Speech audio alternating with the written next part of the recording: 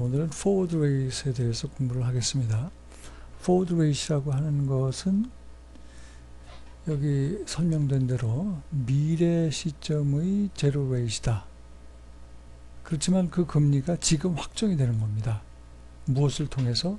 현재의 금리 기간 구조를 통해서 확정이 되는 거예요.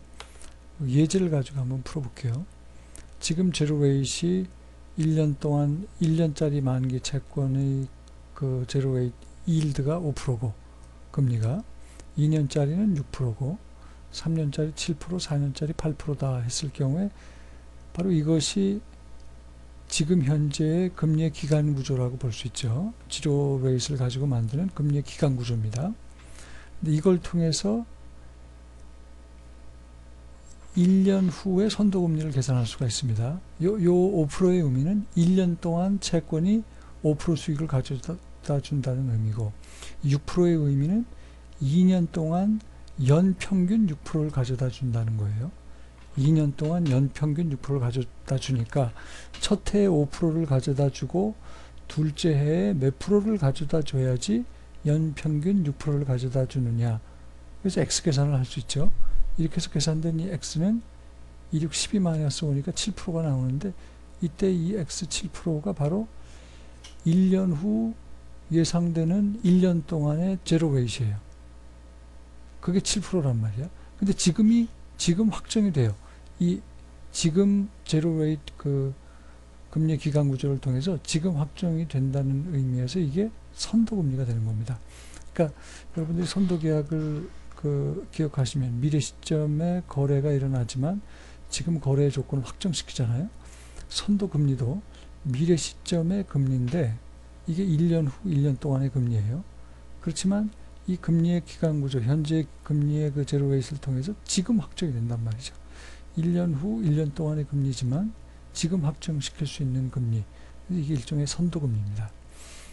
같은 방법으로 2년 동안 연평균 6%를 얻고 3년 동안 7%를 얻는다는 것의 의미는 2년 동안 6%를 얻고 그리고 2년 후 한 해 동안 Y%를 얻어서 3년 동안 평균이 7%라는 얘기죠.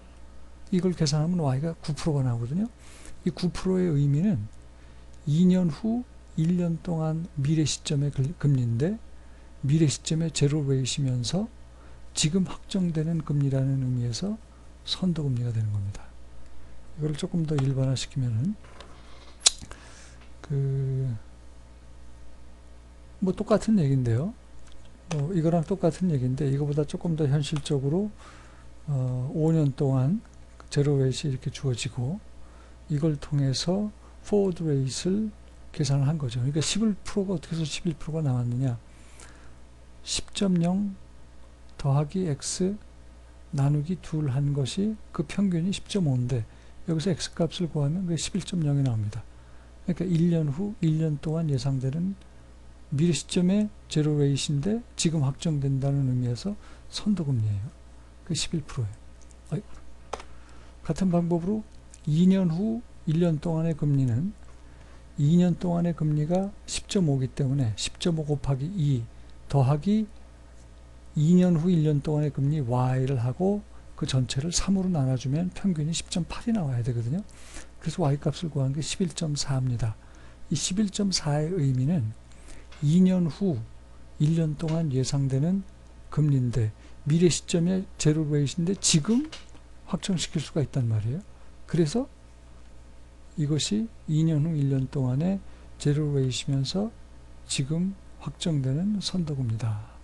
이렇게 볼 수 있죠. 같은 방법으로 11.6, 11.5 그러니까 3년 후 1년 동안 4년 후 1년 동안의 선도금리를 계산할 수 있습니다. 이 공식화 시키는 것이 바로 이것이에요.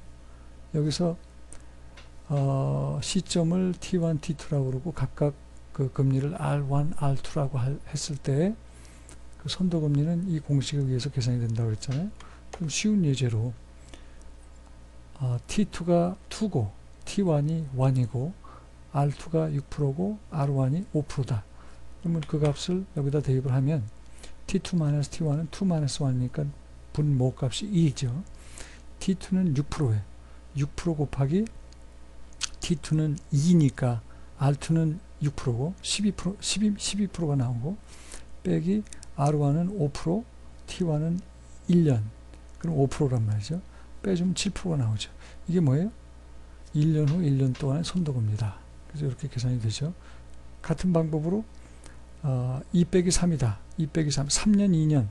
그러니까 2년 후 1년 동안의 선도금리는 3 빼기 2 하면 1이 나오고 3년 동안의 선도금리는 아까 7%였잖아요.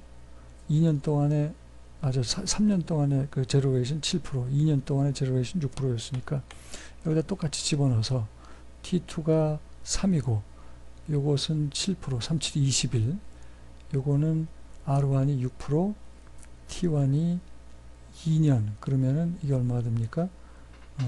2, 6, 12. 그럼 21 빼기 10이면 9%가 나오죠. 이게 바로 이 9%를 의미하죠.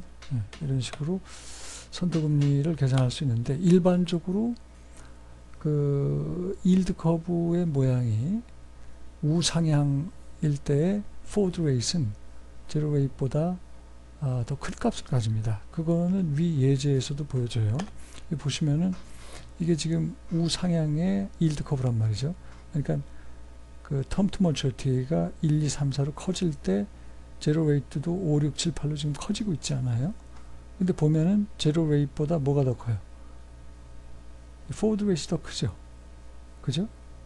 그래서 우상향의 일드 커브를 갖고 있을 때 포워드 레이트이 제로 레이트보다 큰 모양을 보여준다. 그게 바로 이 얘기입니다.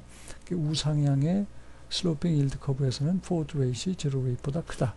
반면에 우하향의 일드 커브에서는 그 반대 현상이 일어난다 하는 것이 오늘 강의의 요지입니다. 자, 여기까지